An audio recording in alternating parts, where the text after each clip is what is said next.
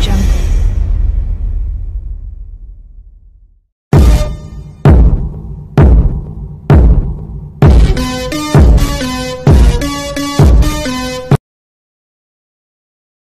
Shalom, soyez tous salués dans le puissant nom de notre Seigneur Jésus.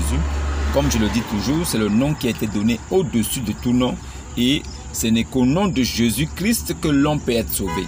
Alors, en dehors de Jésus là, en dehors du nom de Jésus, il n'y a pas un nom qui peut sauver. Chers abonnés, chers amis, bonsoir. J'espère que vous allez bien chez vous.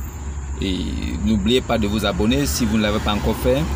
Likez et partagez aussi à ceux qui cherchent la vérité, car la vérité se trouve dans les Saintes Écritures et nulle part ailleurs. Alors, s'il y a un livre qui est sorti avant, s'il y a un livre qui a été écrit avant, s'il y a un livre qui a été révélé avant les 66 livres, les 66 livres constituent ce qu'on appelle aujourd'hui la Bible. Alors, la Bible, c'est l'ensemble de tous les livres, l'Ancien Testament et le Nouveau. Alors, Dieu a dit qu'il va réunir tous ces livres-là en un seul recueil et aucun ne fera défaut. Alors, tous les 66 livres ont été réunis pour que la gloire de Dieu soit prononcée sur la terre et pour que ces enfants sachent que vraiment Dieu est venu et que Dieu est réel. Alors, les manifestations de Dieu ont été palpables, ont été visuelles. Les gens ont vu la puissance de Dieu. Les gens ont vu le Dieu d'Israël, comment il s'est manifesté sur la terre. Depuis l'époque de Pharaon, depuis l'époque du déluge, depuis l'époque de Sodome et Gomorrhe, depuis l'époque de Moïse avec le Pharaon, depuis des époques avant la venue du Christ, du Messie, alors il y a eu la manifestation de Dieu. Des manifestations visibles et palpables. Alors, c'est le seul Dieu qui a fait des choses dont nous, aujourd'hui, chrétiens, nous pouvons nous réclamer d'avoir un Dieu puissant. Un Dieu vainqueur, un Dieu qui a vaincu la mort, un Dieu qui est allé au séjour des morts récupérer les clés entre les mains de la mort, et il a récupéré les siens et ils sont montés au ciel. Un Dieu qui a vaincu la mort, 3 jours après, sa mort, il est ressuscité.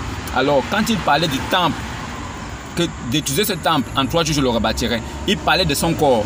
Alors, le corps de Jésus-Christ était la partie visible du Dieu invisible. L'Esprit de Dieu étant esprit, étant invisible, étant libre, ne pouvait que rentrer dans un corps pour se mouvoir, pour que les hommes sachent que vraiment il est là. Alors, le corps, le temple que Dieu a emprunté en venant sur la terre, c'était le corps de Jésus-Christ. Maintenant, si quelqu'un vous dit qu'il ne croit pas en Jésus et qu'il pense être sauvé, il ne pourra pas. Le seul nom qui a été donné par lequel nous pouvons être sauvés, c'est Jésus. Mohammed n'a jamais sauvé quelqu'un. Le nom de Mohammed ne sauve pas. Dans le Coran, vous ne pouvez pas trouver un endroit où c'est écrit que Mohammed, son nom sauve. Ça n'existe pas. Il a été envoyé en tant qu'annonciateur et avertisseur. Ça aussi, c'est entre guillemets, parce que ce n'est pas sûr. Les enseignements qu'il a dispensés après ne sont pas les enseignements de Christ. Alors, si nous savons que le Christ devait venir et qu'il devait tout accomplir, celui qui vient après, il doit continuer l'œuvre de Christ. Celui qui vient après, il doit continuer l'œuvre du Messie. Il ne peut pas venir dire non. C'est maintenant comme ça qu'il faut faire. Mais c'est que le Christ a dit, tu mets ça où? Mais aujourd'hui, nous avons eu la révélation. Nous savons qu'il y a des livres dans le Saïd Aboukari. Surtout celui que j'affectionne le plus, le Saïd Aboukari, tome 2, page 3448. Là où Mohammed lui-même, il dit que c'est par la grâce qu'on est sauvé. Alors un de ses adeptes lui demande que même toi, messager de Allah, il dit que même lui, à moins que Dieu ne lui fasse grâce de sa miséricorde. À moins que Dieu lui fasse grâce de sa miséricorde. Alors, à partir de ce verset, nous comprenons que même Mohammed a cru en Jésus pour espérer être sauvé. Malgré tout ce qu'il avait fait sur la terre, il a cru en Jésus pour espérer être sauvé. Alors, bien aimés, n'oubliez pas de vous abonner, de liker et de partager aussi, pour que vous sachiez que c'est le seul nom qui a été donné au-dessus de tout nom et qu'à ce nom, tous genoux fléchissent, les visibles et les invisibles. Voilà pourquoi les démons fuient au nom de Jésus. Quand ce nom est prononcé quelque part, les démons s'enfuient. Voilà. Et aujourd'hui, je voulais prendre entre guillemets quelque chose. Alors, l'islam est appelé religion de paix, ou notre religion. Bon, moi j'ai déjà dit ici que la religion ne vient pas de Dieu. La religion, c'est un ensemble de rites ou de traditions ou de gestes. Voilà, un ensemble de choses à faire pour plaire à une divinité. Et c'est pas possible. Parce que si tu veux plaire à une divinité, il n'y a pas un homme qui est capable d'être vraiment fidèle au point de respecter tout. forcément il va se planter. Même si c'est lui-même l'homme qui a établi certains rites et certains rituels à faire, il va se planter. Donc, dans ce cas-là, nous savons qu'il n'y a pas un homme qui peut faire des rites au point de plaire Dieu. Sauf si Dieu fait grâce de sa miséricorde, lui-même en venant et en nous disant ce qu'il faut faire.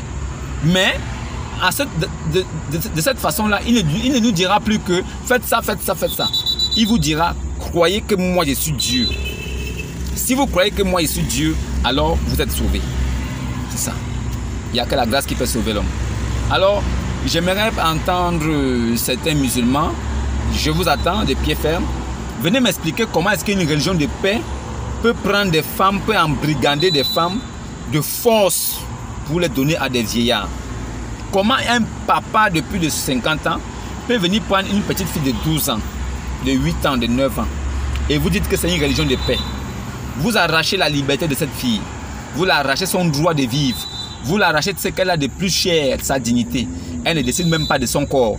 Donc elle vient sur terre pour être esclave et donnée comme ça en pâture, comme vous voulez. Parce que c'est une religion qui l'exige. Alors comme votre prophète, il a fait ça. Il a pris une petite fille de 8 ans et il a tapé. Donc à cause de ça, vous aussi musulmans, vous voulez suivre l'exemple de ce maudit. Un maudit comme ça. Est-ce que vous pouvez accepter qu'on vienne chez vous et on prend vos filles de 7 ans, de 8 ans, on donne à des vieillards qui vont les taper? Est-ce que vous pouvez accepter ça? L'islam n'est pas une religion de paix. Les femmes sont marginalisées dans l'islam. Ce sont des objets sexuels.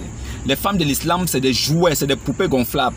Elles n'ont même pas le droit de décider sur leur propre vie. Elles n'ont même pas le droit d'aimer qui elles veulent. On les oblige à aller trouver un violeur. L'islam a légalisé le viol. Le viol, c'est le mariage forcé. Tu montes sur une fille qui ne consent même pas, elle ne t'aime pas, mais tu lui fais de force parce que Allah a dit ça. Non, parce que Mohammed a fait ça, nous aussi on doit faire. Qui vous a dit que Mohammed c'est le modèle parfait?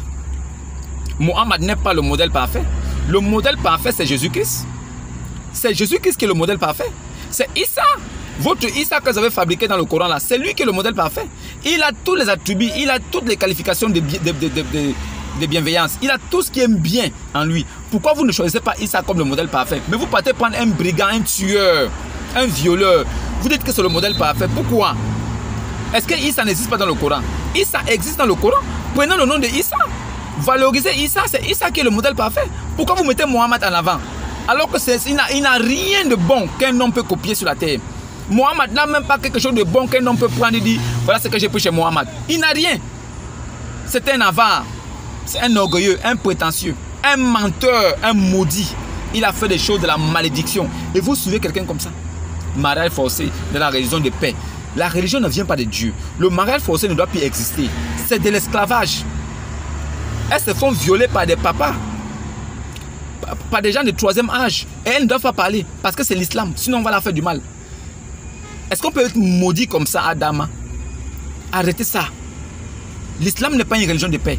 C'est une religion de brigands, une religion de tueurs, de voyous.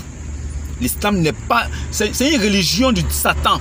Parce que la religion ne vient pas de Dieu. Donc si Allah a agréé la religion, je comprends maintenant pourquoi les démons ont écouté le Al-Coran. Ils ont dit quelle lecture merveilleuse. Comment un démon qui a été créé pour le mal et pour le jour du malheur peut écouter quelque chose et il apprécie. Quelqu'un qui ne sait que faire du mal, il écoute quelque chose et il apprécie. Si ça ne vient pas de son père, forcément ça vient de son père. L'islam c'est du diable. Le mariage forcé c'est un viol. Je pense qu'on arrivera à un niveau où on va commencer à sanctionner ces choses-là. Une femme doit être libre de choisir, d'accepter ou de refuser. Une femme doit avoir... Si on enlève à une femme la liberté de choisir et d'accepter celui qu'elle veut elle-même, c'est-à-dire que de son propre gré, elle accepte de se donner à un homme qu'elle désire. Si on enlève ça, c'est une esclave, elle est presque morte. Voilà pourquoi je dis que si Allah vous appelle, vous musulmans, il vous appelle, oh mes esclaves, ça veut dire que vous êtes des morts vivants. Si tu es esclave, tu es mort. Même si tu es vivant, tu es déjà mort. Donc Allah vous prend pour des esclaves. Vous les hommes, vous prenez les femmes pour des esclaves aussi. Vous êtes une religion de maudits, de maudiens. Il n'y a pas la vérité là-bas. Jésus ne vous connaît pas. Et le Issa du Coran n'est pas Jésus de la Bible. Sachez encore une chose. Allah n'est pas Dieu. Si vous lisez la Sourate 70, verset 40, Allah jure par le Dieu du soleil levant et du couchant qui sont capables. Il dit, oh non, je jure par le Seigneur du levant et du couchant que nous sommes capables. Lui, Allah, il est capable avec qui? Et il jure par quel soleil? Le soleil du levant et du couchant. C'est une imitation, c'est une réplique. Mais dans la Bible, quand nous allons fouiller dans la Bible, dans les Saintes Écritures, nous voyons que Dieu a dit que hors lui, il n'y a point d'autre Dieu. Du soleil levant au soleil couchant, hors lui là, il n'y a point d'autre Dieu. Alors on considère que Allah jure par Dieu, le Dieu de la Bible qui est le Dieu des chrétiens. Ça là, c'était un cadeau que je vous donnais. Et n'oubliez pas de liker, de vous abonner et d'aller fouiller aussi le Saïd Aboukari, tome 2, page 3448. Essayez, hein, vous musulmans qui aimiez beaucoup discuter, allez-y fouiller Saïd Aboukari, tome 2, page 3448. Saïd Aboukari, tome 2, page 3448. Regardez et revenez, on va discuter. Shalom, que la paix soit sur vous. Et la paix, c'est sur les vivants. Paix et salut sur vous, les vivants. Paix et salut sur vous, les vivants qui allez écouter cette vidéo, qui allez la regarder. Paix et salut sur vous. On ne dit pas paix et salut sur un mort. C'est une malédiction, c'est une abomination. Paix et salut, c'est pour les vivants. C'est vivant qu'on doit accepter Jésus. C'est vivant qu'on doit faire un bon choix. C'est vivant qu'on doit chercher la vérité pour être sauvé. C'est pas étant mort. Vous allez dire paix et salut sur un mort 1000 ans. Et rien ne va se passer. 1000 ans. Vous qui dites paix et salut sur Mohammed là, vous êtes des maudits. Shalom et à demain.